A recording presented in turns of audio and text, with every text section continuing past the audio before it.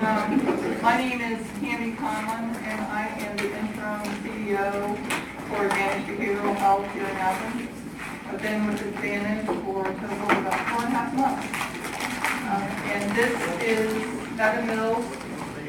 He is the Director of Business Development and our Housing Director. I want to thank you all for the opportunity to listen to our presentation this evening. So what we're going to kind of focus on in this presentation is addressing the needs for low-income individuals who need supportive housing, and then provide a brief overview, talk a little bit about, Evan's going to talk about the construction budget part of the proposal, and then how this would be a sustainable project and what the organizational capacity would be. So I don't know how many of you are familiar with Advantage, but Advantage Behavioral Health Systems is one of the safety nets. We are a community service board, which is an instrument of the state of Georgia, and we are one of 25 community service boards. And our mission is to serve individuals who are most in need and uninsured, and who have a mental health or addictive disease diagnosis or an intellectual developmental disability. Many of these individuals are homeless, and so one of the biggest issues that we have been facing in this community is finding affordable housing for those individuals. Advantage serves over 3,000 individuals per year, and we've had over 121,000 services provided to those individuals.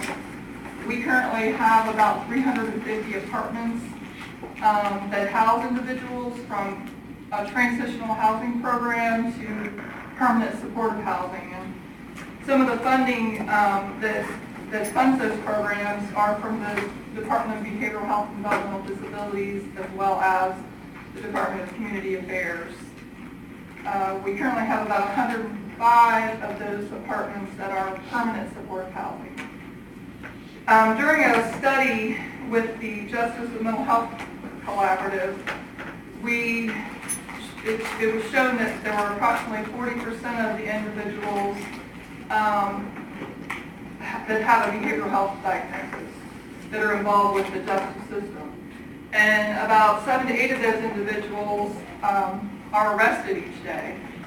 And many of those individuals are involuntarily hospitalized in our emergency rooms. And we've currently been working on a partnership with our local hospitals to try to prevent individuals from being served in the emergency room and having other alternate resources through our crisis services. So I'm going to turn this over to Evan to talk a little bit about our current housing continuum. I'm going to play this remote a little bit to see. There we go. Okay, I just want to make sure. And again, I'm not sure how many people are familiar with Advantage Behavioral Health Systems. One of the things that I want to make sure that you guys are aware of, as Tammy alluded to, we are the safety net provider. What that means is that our target population are those individuals with mental illness and or substance use diagnosis with no other supports. They burn their bridges, they're poor, they're homeless, they fall below the poverty level, they have no insurance, they are at their worst. They're at the bottom of the barrel. They're found their bottom, and they're seeking us for help. And that's who we target within this community. We're based in Athens. We cover the 10-county region in Northeast Georgia. To that point, I would like for you guys to think of Advantage Behavioral Health Systems as not a provider of behavioral health services, but a provider of services to individuals with behavioral health issues. There's a big difference here. This is person-centered care. This is what we do. This is why we got into the quote-unquote housing business 15 years ago through an initial contract through the State Department of Community Affairs. Housing equals stability. Housing equals engagement in services.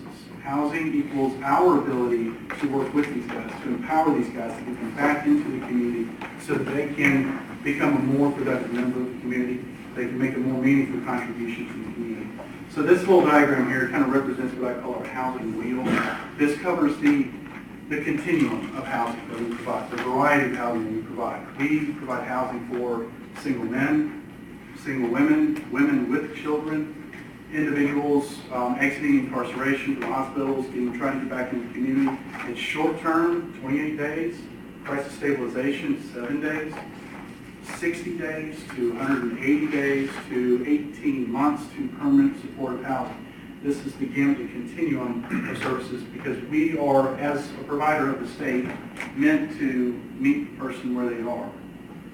And as Tammy alluded to before, our contract with the state to work with these guys so that we can get them back into the community. So this kind of gives you a little bit of an example of short-term residential reentry housing, intensive residential treatment for individuals with substance abuse, intensive semi-independent housing for individuals with mental illness or co-occurring disorders. And so to that point, we have had to, as a matter of concern, partner with all these local initiatives to get involved within the school districts, get involved with the hospitals. One of the things that we wanted to highlight with you guys today is, I'm sure everybody's familiar with the Athens Wellbeing Project, the Envision Athens movement. We started with the Georgia Initiative for Community Housing, I believe, that presented a SPLOST proposal before. What I would like to highlight with this slide is that part right there, the community reentry initiatives and jail diversion, and the expansion of mental health services. Within the Envision Athens, it's the primary focus within health is to develop a mental health crisis response team. We've done that. We've developed the team. We've partnered with, formal partnership with the Athens-Clarke County Police Department, formal partnership with courts, and we're working through a partnership with the local hospital, Piedmont Athens, and with St. Mary's. The issue, because we've got a clinician that's going out with the police department right now, and we're engaging and co-responding, we're engaging with individuals in crisis within the community, working through street outreach in the downtown area, and the other areas. One question, one of the barriers that we're facing right now that we're hoping to answer with this is now that we have developed this response and we're diverting them from jail, we're taking them out of the emergency room. We're starting to do that with the expansion of the Behavioral Health Crisis Center. Well, where do we convert them to? Where do we get them? Where is that stability? Where is that housing? That's what we're hoping to answer with this proposal, is to provide that after they get out of the, that place where they are, to put them into more of a stable place. And that's what we're hoping to do with this proposal right here. And I'll get it back to Tammy so that she can talk a little bit more specifically about what we're asking. So the project that we're hoping that you'll consider is to build a 25 to 30 two-bedroom residential apartment complex that's adjacent to the pavilion, which is located on Mitchell's Ridge Road. I don't know if any of you have had the opportunity to see that used to be the owned by the Clarke County Schools. It was a previous charter hospital.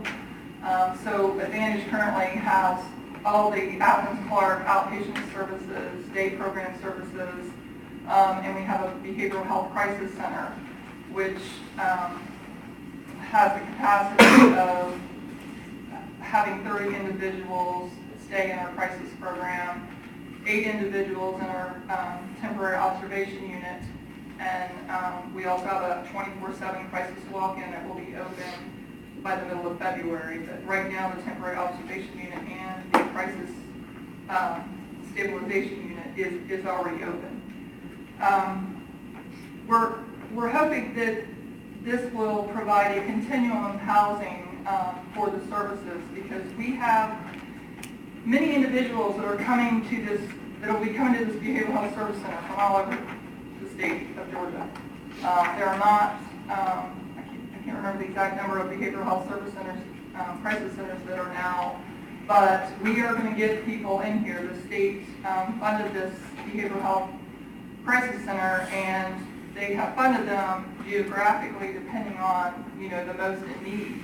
And we are going to see an increase in individuals coming to this community, and they will be potentially stuck here without housing because housing is a critical issue, that we are struggling with finding that our current active clients' housing, because of the student housing that's so prevalent in the community, we can't find affordable housing.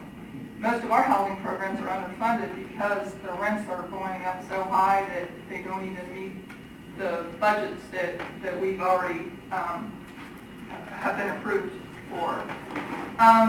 The service coordination with the individuals as far as services, if we were to build this 25 to 30 two-bedroom residential complex, it would be located next to the pavilion, which has all of the mental health and addictive disease services and crisis services that the individuals would have access to.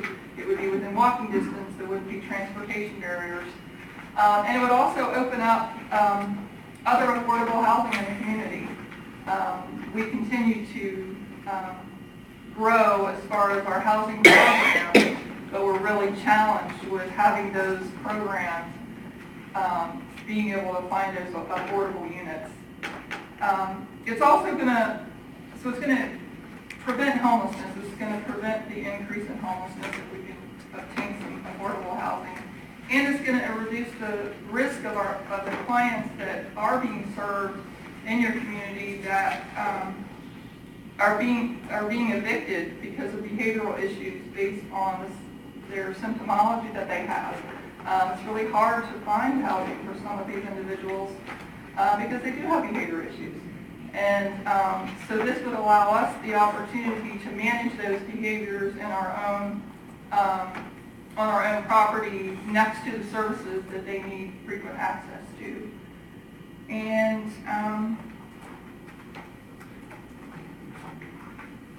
some of the programs that we do currently have are, like I said, the supportive housing, but we also have crisis respite services that individuals are able to move from our crisis stabilization unit before they actually have a permanent residence. So that continuum of care is really important, that you have that crisis respite, that you can move them into maybe a semi or an independent program that's supportive housing, but then the long-term goal would be to be permanent housing, which some of these units could fulfill that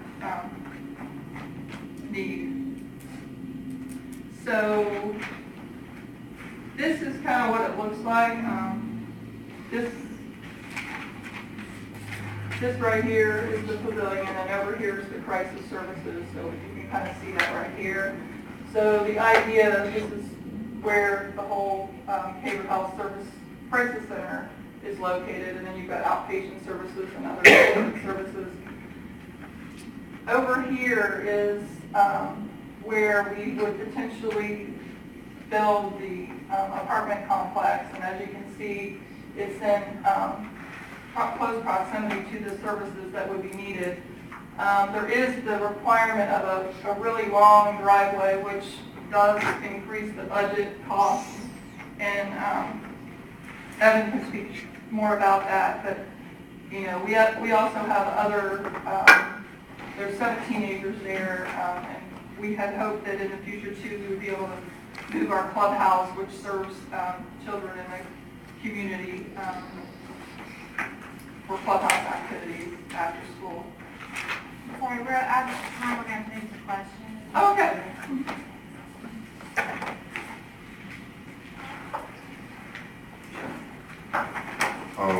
So I understand the initiative. There's I guess, a popular debate in psychology, nature versus nurture, right? Mm-hmm. So I guess the idea is that if you could somehow control or improve the environment in which the people or your client transition to, you can improve the behavior. And I guess the overall state of the whole. My question, how long would this facility, this apartment complex, house your clients? Like, what's the maximum time? How would that work? Well, I guess I'll let Evan speak to that to some degree, but you know, it depends on what type of programs that we decide to put individuals in there. Because there are supportive housing programs where they can live there for as long as they wanted to until they were able to move out of that situation.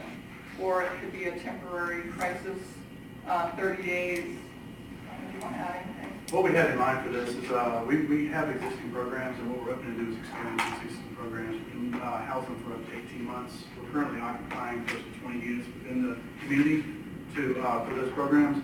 If we were to expand this, we could expand it by 50%, allowing for us to serve, like last year we served about 66 individuals in those programs. Projected we could probably serve upwards of around 100 for an 18-month period of time, and that can vary depending on the level of need and where we are able to successfully relocate them. Did I answer your question? Yeah, and I guess the other thought is that we understand that socioeconomic status is a risk factor when it comes to mental health. What do you do, what type of programs do you have that focus on, I guess, changing the socioeconomic status? Well, I tell you, mental health is not,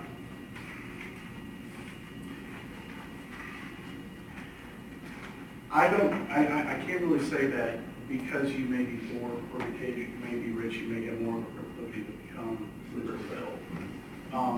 What we can say is that our target population is to deal with those folks who do fall in with the lower socioeconomic status because they do not have the resources to go to private pay, if they don't have the insurance to go or to pay. Healthcare is amazingly expensive. It's everywhere. So our population do fall within that lower socioeconomic status because of the nature. These are all the bridges that they burn. I guess my question is like, what type of programs do you have that help them in re-entry to, the community, to get back on equal footing so that they can actually have the resources available to? Well, there's individual counseling, there's group counseling, there's day programs, social skills development, there's supportive employment programs. Okay. There's a wide variety of services depending on that individual and what they need. We have a lot of partnerships with local employers too that do hire a lot of our guys. Did I understand you correctly that you serve the 15 northern counties of North Georgia, that you're a service facility for 15 counties? 10 counties. 10 counties. My question is, you're asking for SPLOST money that is specifically sales tax from the smallest county in the state. Are you looking to other revenue sources from your 9 other counties in order to supplement that? We have revenue sources that will, be going towards the ongoing operationalization of that, the ongoing support services and maintenance of that facility. The facility will be housed in Athens, and so the resources that we get either from the state and from other counties do go to support the ongoing services.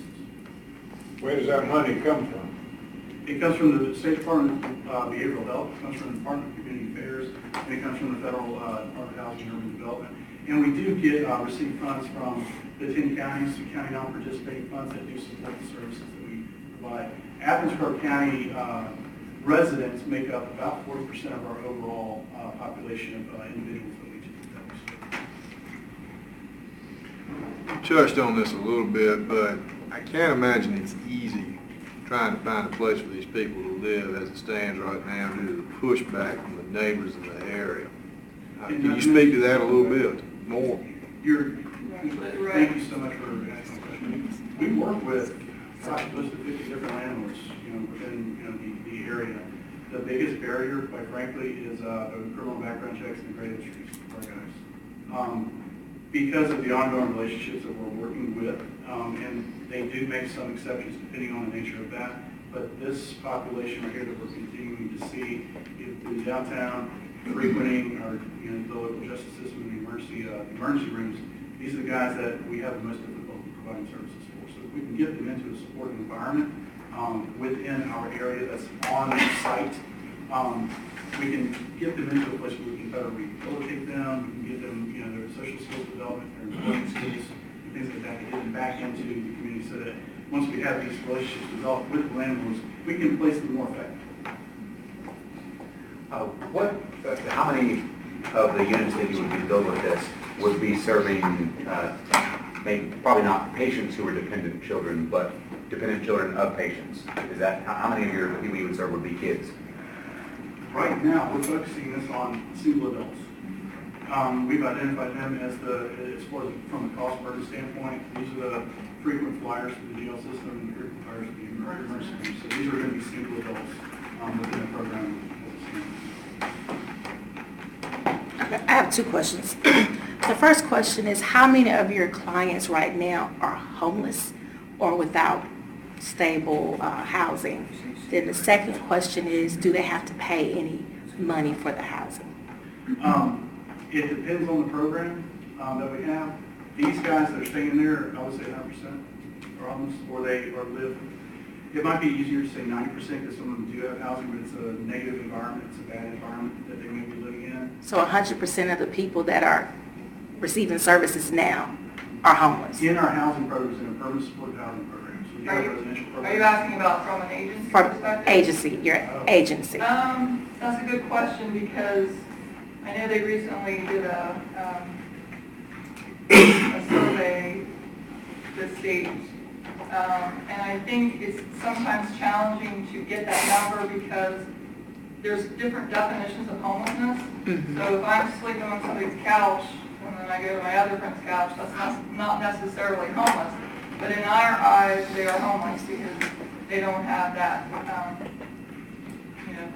infrastructure It's not behind them stable. to kind of keep them moving. So do they have to pay for the proposed places? They don't have to No, pay? there's no fees associated with these. We do have programs that operate on where the clients will pay 30% of whatever their income is. If they don't have any income, then they're not paying any rent, but if they're making, $100 a month, then they'll pay 33%. And will Clarke County residents have first priority for the housing versus those that are coming from outside the county? That's the way it works right now within our residential programs that are based in Athens. Now, Tammy did allude to the BHCC, because of the nature of the BHCC and the way that it is funded, there are abilities for residents from outside of the county to come in. But as far as our residential programs that are based in Athens, those target Athens-Clarke County residents.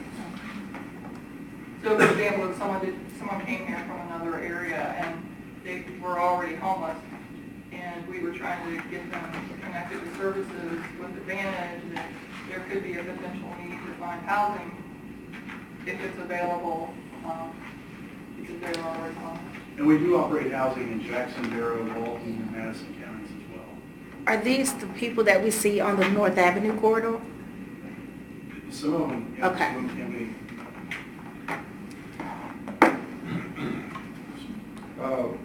With this 11.4 million that you're requesting, and if you get the money and if you build this facility,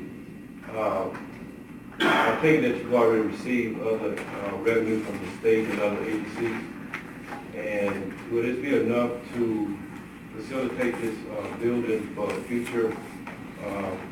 We stand by it. Absolutely. Yeah. That's the, honestly, what we're looking at is, what we have is state contracts, ongoing state contracts. We've been in this business for 15 years to do that. What we don't have is capital. We don't have capital funds. So if we were to be provided a building, we could operate that program and even expand that program with the existing state contracts that we have. And so our target is to expand our existing, particularly for this, for the 18-month semi-independent transitional programs, by 50% with the existing state contracts. This is also fits directly in line with the strategic direction of the State Department of Behavioral Health and Developmental Disabilities for housing expansion through settlement agreements. I'm not sure how many people are familiar with that. So an expansion of this is going to be strongly supported by them, and this would allow us to leverage those resources to expand the program, make sure and to ensure this program continues to operate. Thank you. I thought I read in your proposal that you will not be hiring any new staff with this.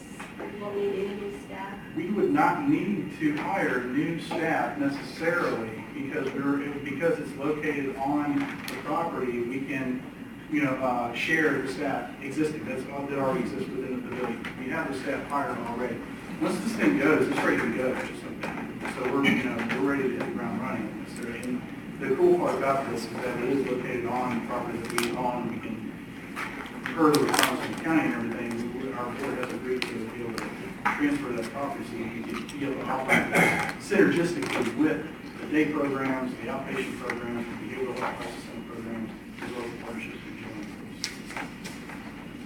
Thank you.